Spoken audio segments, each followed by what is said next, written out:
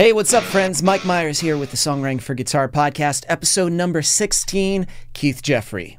Now, Keith is the lead singer, guitarist, songwriter, and one of the founders of the band Atlas Genius based out of Australia. I talked to Keith on how they got started writing and recording their very first album in a studio they built, getting signed to a major label, and how everything came full circle on this album they just wrapped up recording.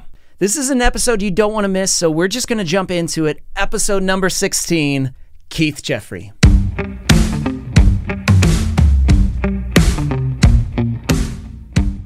Sometimes I geek out about guitar parts. I'm always listening. And what I loved about your guitar parts, they weren't just chords. Like, they were very melodic, and I feel like when you comprised and wrote your riffs, there's a lot of breath, there's a lot of space, and you hang on certain notes longer. Is that a type of playing that if we were to delve into it, kind of gravitate, or is that developed over time? We've joked about it before. There's not really, I don't think there's one song with a bar chord on any Atlas Genius song. So when we're writing, I mean, quite often it'll start out and you're fleshing out the structure of a song, and then there'll be bar chords or more traditional chord shapes instead of the fragments that you'll kind of find on the records. But it just wasn't satisfying for me. The sound, what came back through the speakers, it always felt a little too generic if I didn't push past those chord shapes. And also quite often I like the interplay between one or two, guitar and synths, or two different guitars left and right forming the harmonic structure of the song. And so it's not just down to one guitar. And it just evolved that way. I couldn't tell you exactly as to why that happened. Basically I wasn't satisfied until I pushed it too far. I get what you're saying with bar chords, because sometimes they sound either too generic, too proper, too nice.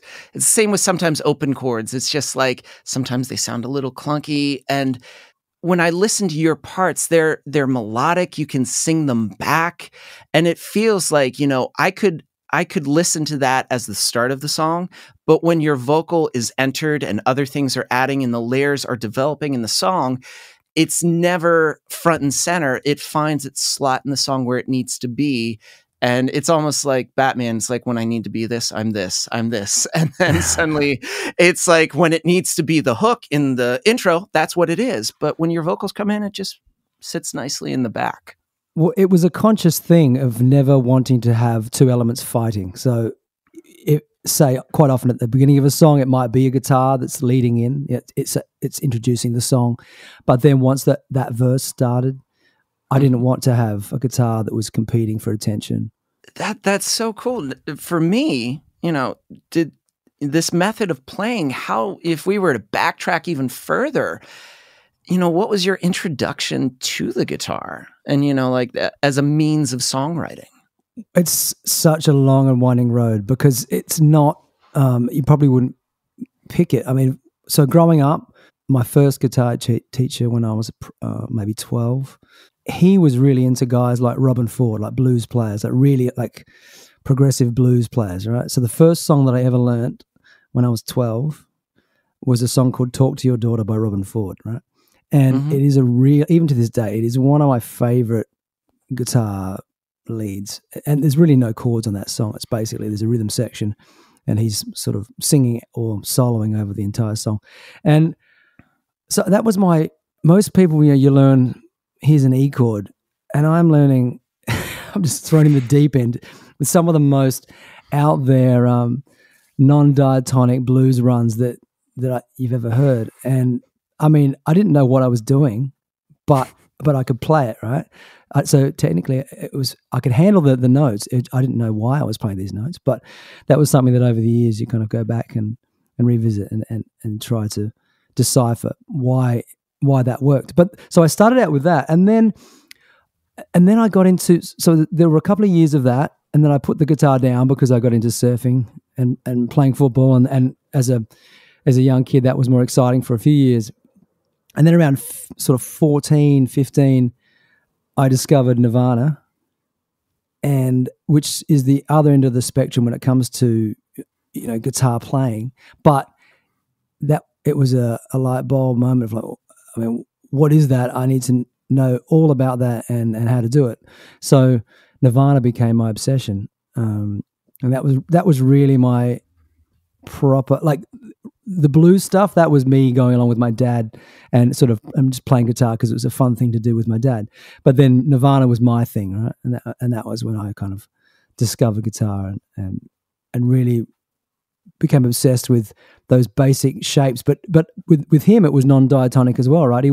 There's barely a Nirvana song where he stays in one key. So I found that really, really interesting. Like, what is this guy doing? And I don't think he even necessarily knew what he was doing. It sounded good to him, and he wrote these incredible melodies over the top of these chords. I love that, because you started guitar because you're like, oh yeah, and I'm doing this and it's a fun thing, and then you stop, and then you hear a song and you're like, what is that?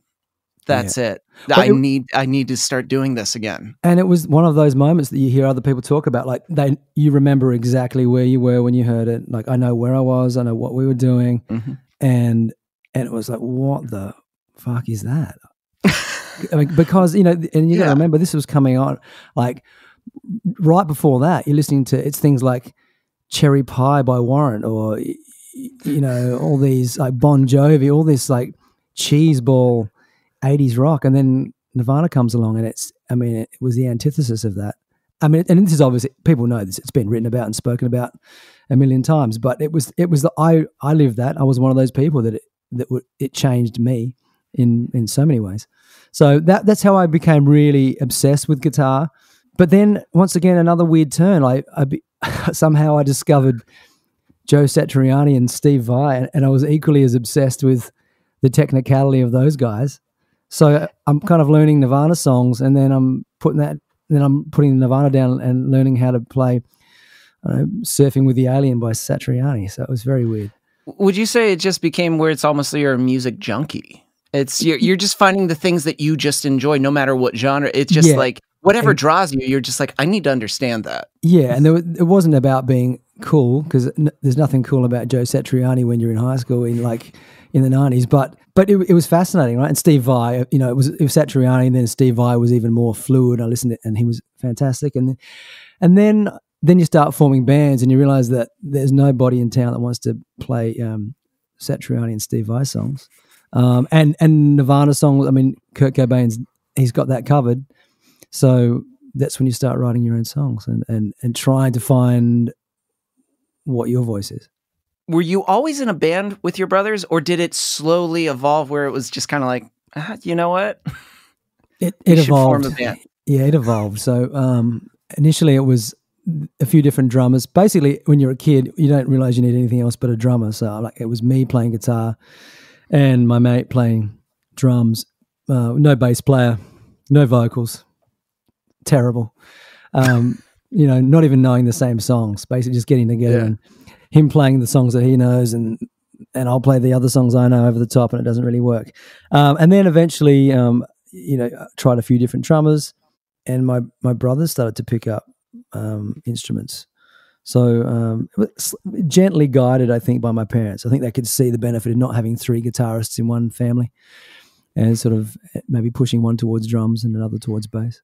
That and so were your parents too very musical in itself, where it was just like you were surrounded by music? I mean, I wouldn't say very musical, I think, but definitely musical. Like my dad had a few nice guitars lying around the house, and like really nice guitars actually. Well, I shouldn't just say nice. I mean, one's a 1963 Gibson 345, just happened to be just sitting on a stand. It's not your average learner guitar, but so he was really into the Beatles, still is to this day, and the Stones and anything 60s and 70s. So that was kind of like a lot of kids. That's what I listened to as a young kid, and it's a great starting place. But it's a fantastic starting place for songwriting, and just like you're just listening to things. Oh, this is pretty catchy. They're pretty good at writing songs, and then you kind of evolve and you get into your own things. And your dad, if I'm right, you guys built a studio together, which you recorded your first album. Yeah, we built 2 studios. There were 2 versions of it, and so it was a brick garage, which is a really substantial building, and he sacrificed 1/3 of that garage. Initially, we built just a little control room, a little drum room, and just enough for 3 kids to rehearse in, but it wasn't professional in any sense. And then years later, we gutted that and then took over the entire garage and turned it into what is really a very professional, well-treated acoustic space. So, which is amazing, because that album was pretty much everything recorded in your first debut album in that space. Yeah, everything except for the vocals for a song called Electric. Literally everything else was done. Sorry, I tell a lie. The vocals for Electric and also a few guitar parts. But everything else on that entire album was recorded in Australia in that studio. That is so... Because I think sometimes people go, it needs to be in this, needs to be here. It needs to be recorded here. But it's like, you guys built a great studio and you're like, no, we can do this ourselves. Yeah. I mean, I guess as well as becoming obsessed with the different sort of genres, guitar genres, and then how to record guitar, I just the general science of recording became equally as interesting to me as the actual playing. So, it was, and living kind of out of the city, at least an hour and a quarter out of the city, there weren't many options. There certainly weren't any professional recording options around. So it's really, you either do it yourself or it doesn't really happen. So that's the beauty of necessity. Now, as you're writing these songs, and you guys started around 2009, 2008, kind of in that time frame. Well, that record, probably that record would be, I'd say, 2010 was when the songs that there might be 1 or 2 songs that existed before that, but yeah, probably in earnest, probably 2010. As you guys were writing these songs and the songwriting, did you start to realize, like, these are really, like, this is something, not just like these are songs, but these are really good? I think you got to remember that, like a lot of musicians, it's a progression, and you've got years of doing this, right? And playing shows in different bands and experimenting and really, like most musicians, no one hears it outside of your family and close friends. So in a way, like a lot of songwriters, you're beaten down by your expectations are beaten down as to what's going to happen with this, and obviously you're proud of what you're doing, but the very little expectations of anybody hearing it because of that road that most of us go through, where you've really got to grind away, and there's not a lot of recognition that we get as musicians for a lot, and sometimes some musicians never get the recognition that they might be due. So. No, I didn't. We thought it was good, but that's kind of it. We didn't know if it was special or if it would reach anybody. So as you put that, that album, and especially, the songs out, and then suddenly it became more and more receptive, and people were like, okay. And then at what point do you remember where Warner Brothers was like, hey, we want you? Well, there were a few steps before the major labels started knocking on our door, and what it was is that it's the era where playlists are starting to happen, and blogs, like music blogs, really have a lot of sway, right?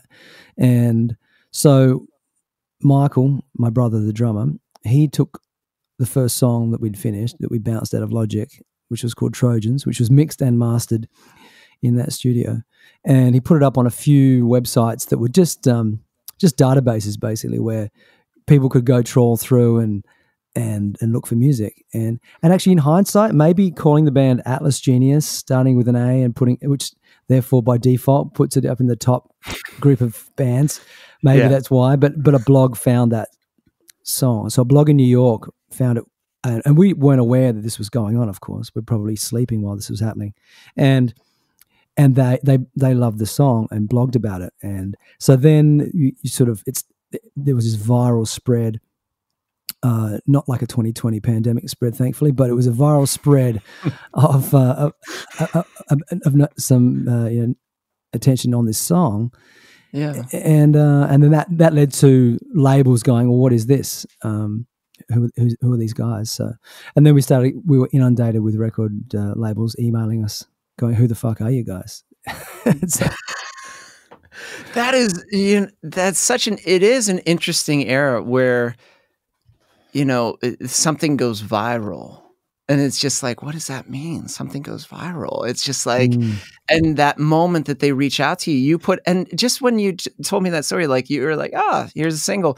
Okay, let's bounce it out of Logic. And then you just as simple as, it's just in the same way that you'll bounce this podcast out, afterwards. It was that simple. There was no team. There was no vetting. We didn't have external mixers and masterers. So it's an encouraging story when you think about what you can actually do on your own.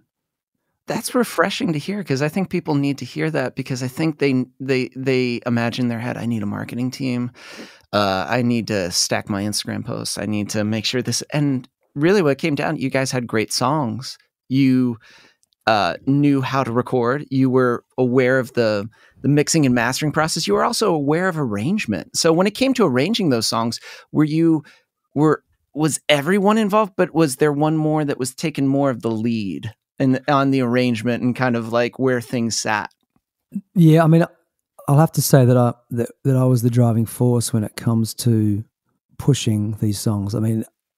I would torture everybody with, like really long 16-hour sessions where everyone's just, dudes, can we go to bed? And I was really, especially once we realized there was potentially some kind of audience for it. I'm like, well, let's really make sure we do this right. So I was just probably, and I think I've chilled out a little bit when it comes to ironing out the bugs and maybe embracing the imperfection a little bit more now. But especially on that first record, it was, I really just went over every second of every track, basically, not just the overall track, but the bass line, every little moment needed to be right. So that was my fault. No, it's because I think you were passionate about the songs and just like the way that they're presented. Because when you present a song to someone, you're like, this is a record version someone's going to listen to over. You want them to listen to over and over. So it's like every little space of real, I guess, space on that song matters. Every little bit. And for your guitars, you're a Fender guy. And I am too. And I love seeing the tellies that you have. Were you always kind of like just in that, you had different guitars, you said your dad did, but you gravitated more towards Fenders, especially the Telecaster, like that 60s reissue. Yeah, I've got a few different versions of, like 64. There's two of the 64 reissues that Fender did a few years ago, which were really great guitars. They stopped doing those a few years ago. They've gone more for like a generic sort of 60s and 50s telly. But there's something about Telecasters where, especially because I'm a low gain kind of guy, and that's thanks to my dad, actually. When I was a kid, like a lot of us, you crank that gain up. But I remember playing a few shows and he was out the front and he's just like, I just can't hear your guitar because it's so distorted that it's hard. The differentiation between the different notes, it really gets blurred. And I was too young to even think about that. But thankfully, he was just, dude, keep turning that gain down, keep going down. And thankfully, he was right. When I look back now, the tone that I really like, it's when it's sitting right on that edge where if you dig in, it'll break up. And if you lay back, you can get a real clean bell-like tone. And so Telecasters lend themselves to that because, they're a chimey guitar, but they've still got a fair bit of bottom end too for a single coil, more so than a Strat. They were just that sweet spot. And also, and by that point, and I got to be honest, right?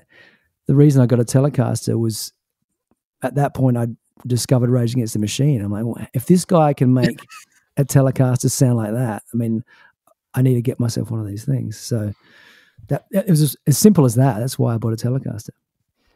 And you also use a Jazz Master occasionally. I've seen in pictures just for a few songs in between. Yeah, I've got I do love jazz masters, but they don't. The separation doesn't quite cut it compared to a telly. I do love jazz masters. I've got a Jag. Jags are very much a sometimes food, but and I've got a bunch of Strats as well. But yeah, Telecaster, and a lot of people say this. A Telecaster is the desert island guitar, assuming that desert island has electricity and a guitar amplifier. Like that's what you're going to take, right? So. That's right there. That's all you need. So when you're comprising a guitar part, let's say, if you take something like your second single, early on, if so, yeah. What was it? Because when I listen to your guitar lines and your parts, again, not chords.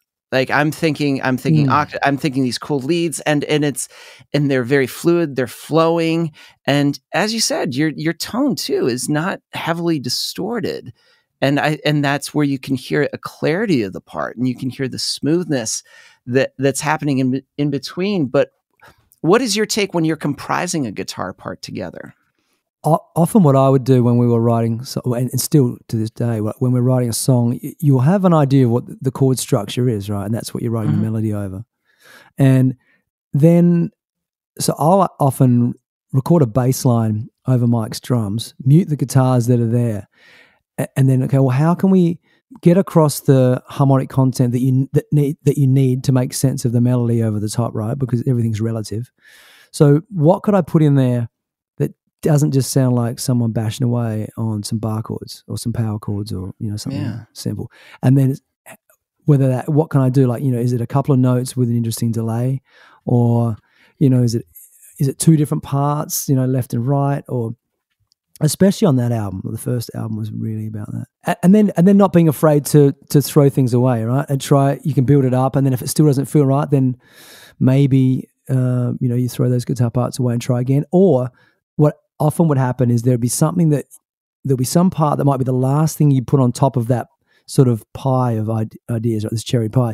But then you might take away the entire pie and recreate everything underneath. But there's something on top, like you wouldn't have come up with that little idea on top had you not gone through that process.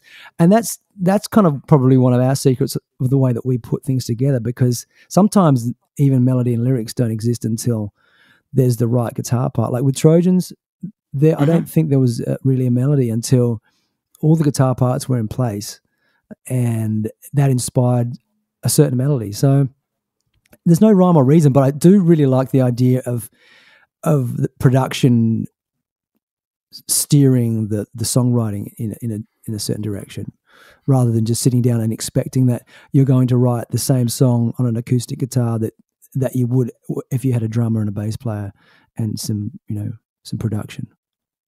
Well, it's because it's vibe and feel. I mean, because if you're just picking up the acoustic, you can mess around with different voicings. You can try to, move things in other directions, but you may fall into the same, rabbit hole, or just, you're going to spin your wheels of just doing the same melody, the same thing. That's it. But, and you suddenly, if you throw in a weird sound and you give a vibe production wise, suddenly it may unlock something in your brain that you go, holy shit, where was that? And it was just like, you needed that one little thing to just get it started. Exactly. It's in the same way that piano is not my first instrument and I'm more proficient on guitar. So if I'm playing, a C chord on a piano, it can be magical sometimes, whereas you play that on a guitar, whatever. And so it's a way of fooling yourself, and that's, I guess, in the same way. And you hit the nail on the head. It's that by finding the right production idea, whether it's some kind of crazy sample or whatever it might be, to turn yourself onto that. And ultimately, it might still be the same, bass line underneath. It might be the underlying chords may be really quite simple, but something on top piques your interest enough to get you across the line and be able to finish that song so that it satisfies you.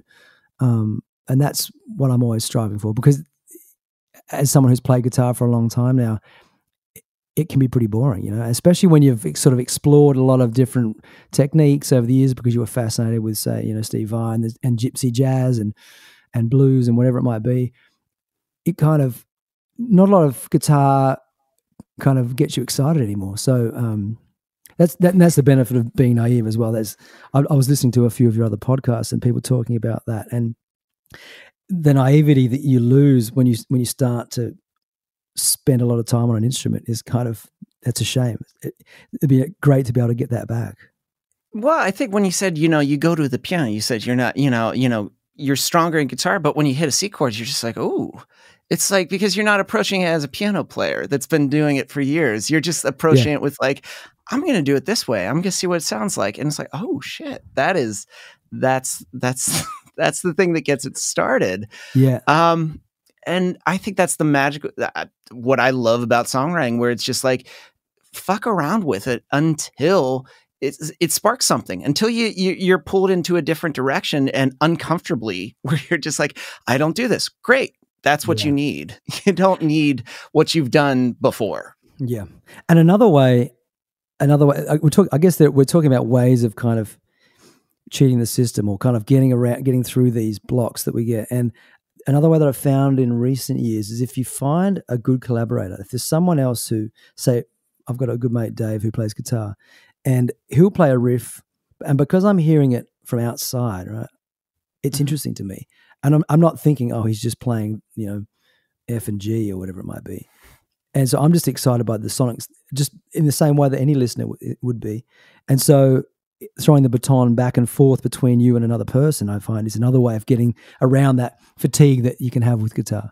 It's like you've got a guitar accountability partner that just kind of goes like, hey, you should do this. And it's like, yeah, you're right, I should. And especially when you watch someone else and you spend time with someone else that is so good, proficient in their instrument, but you can bounce ideas off of. They're the ones that you watch them do something. You're like, shit, I'm going to do that for the next 20 songs. I don't know what he did, but I really like that.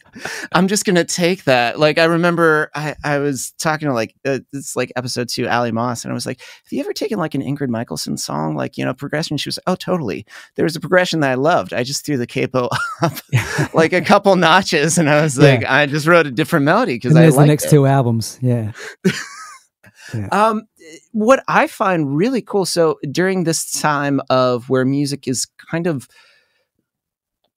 some things in music have been ground to a halt, you guys were finishing an album, and I found it interesting. You were talking specifically, you were testing out different studios, and you were like, nothing was sitting well. Yeah. And then you just came back to the original studio, and you were like, this has all the vibe and feel of what it needs to be. Yeah. And I'll go back to at the beginning of the chat today. I was talking about how we were able to do that first record, and especially Trojans, right, which was actually mastered as well. So the whole process was in that one space, and then through the years of being in the industry, and being around, your label guy, your A&R guy, and you've got a lot of different people, a lot of cooks in the kitchen, so to speak. You kind of go, well, okay, it makes sense. I'll get a mastering engineer in. That's cool. And then, okay, well, let's get a mixing engineer in. And then also everything needs to be vetted by the A&R guy. Not just the band, but there's the A&R guy, and then there's the marketing guy. And there's all these layers of tiers of people that a song needs to get through. And that's one way of doing it. But we've done it before without all that. And you remind yourself that, hey, I don't actually have to have that. And it may be beneficial to not have that. And that, I think we're one of those bands that is better suited to having that control and driving it ourselves and backing ourselves. Because I think, and I've got to say, I would bet that most musicians are like that too, that there's this industry that's built around us that doesn't serve us very well. And unfortunately or fortunately, we've kind of gone through, we've gone through that, and we've learnt how this system works. And it's not always, it doesn't always work in your favor. So going back home, you kind of, especially leaving Los Angeles as well, which is the hub of so much music and so much of the industry, you kind of remove yourself from that, and you can just focus and go back to a place that's comfortable and focus on, for us, what has always been the crucial thing, which is the music. And we've never been good with social media or anything like that. It's never been an obsession of mine. It's never been something that I genuinely have just been fascinated with the music. So Australia seemed like the logical place to go back to and to do this record.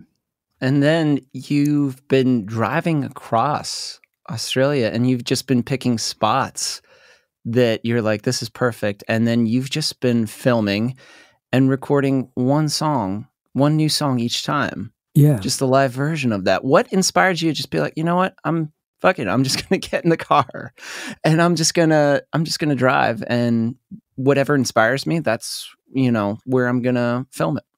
Well, the thought process behind doing it was, well, no one's playing shows, right? There was, through this whole year, all festivals and tours were cancelled. So there's that burning desire inside just I want to play something. Like, and I can't be around other humans right now because we need to socially distance. And how can I do this? But how can I also make it interesting for not just myself, but for other people? And there's a lot of people at that point, and are still now, actually just playing in their bedroom, which that's great. There's nothing wrong with doing that. But it felt like I was just going to be one of the many doing that format. So rather than sitting on my bed with a microphone and an acoustic guitar, I'd go for a drive and try and find some beautiful scenery and set myself up in that and then film it. I'd seen a few people do like basic outdoor shoots where it was a static camera, and I thought, well, what if we use a drone instead? And you'd have this reveal. So, okay, there's a guy sitting on a paddock or wherever he might be, but where exactly is he? And throughout the 3 or 4 minutes of that song, that's revealed. So that's what I've done. I love that it also starts with the latitude and longitude of the spot that you're in. Well, yeah, I'm promoting my country, right? So if any tourists abroad see this, they're like, man, where is that? I want to go visit that. So I've made sure there's no excuse you're going to be able to find it. He's giving you the fucking coordinates of the exact, because the first time I was like, is that latitude and longitude coordinates? I was like, it is. Yeah. I was like, well, this is, it makes, but to me, that's so, I don't know, it's different, it's innovative, and it feels like that's also to your approach to songwriting, your approach to guitar, your approach to the things that you do. You're like, yeah, I could play a song in my bedroom, or I could just go out and, find a spot that inspires me.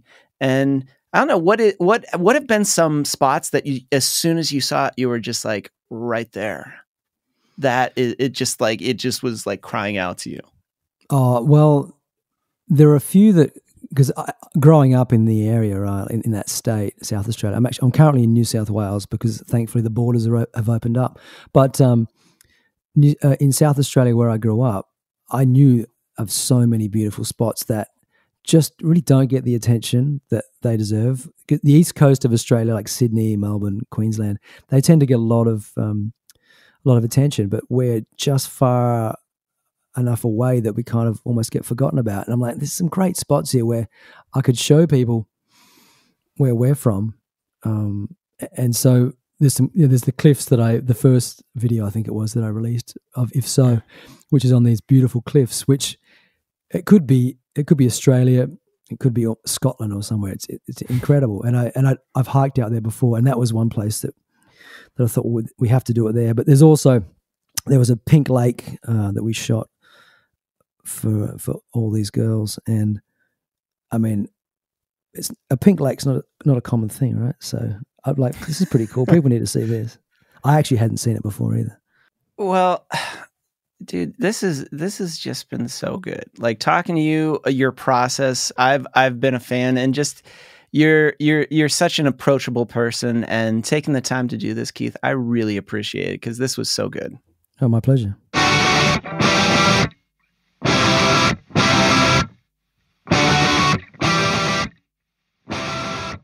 What I love about hosting a podcast, every time we're about to record, we'll talk a little bit before and then we'll talk after.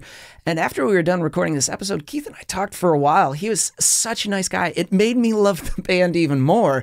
He's a vegan too. We talked about that. And if you haven't had a chance to check out the On My Own series he's been doing on YouTube, seriously, do that. Some of the views he's been capturing are amazing. So check that out. All right. Can you believe that 2020 is about to end. I know for some of us, this has been such a shaky year. It's changed so much. How we do things, they've changed. And if you're a songwriter and a songwriting guitarist, you're not writing in person. You're doing it over Zoom. You're looking to build new skills. You've kind of been inside. You're searching for community. You want to reach out to other people. You want to connect with other songwriters. You want to build your network. You want to sharpen your skills so that when 2021, when those doors open to the world and we step out and we do things, you're fully equipped. Well, guess what? This month, I'm offering my membership for $1. The Songwriting for Guitar Insiders group is going to be $1. So if you want a community of like-minded songwriters, you want a new skill-building module every single month so that you can sharpen your skills, that you can hone in your craft, so you can take 2021 by storm, just go to songwritingforguitar.com, click the Insiders button, and when you're at checkout, go to the coupon and type in your year 2021, and you're going to get your first month of the Insiders group for $1. That's right, $1. Hey, that's all the time we got this week. Thank you so much for listening. This was edited and produced by Chris Fafalius. I'm Mike Myers. Until next time.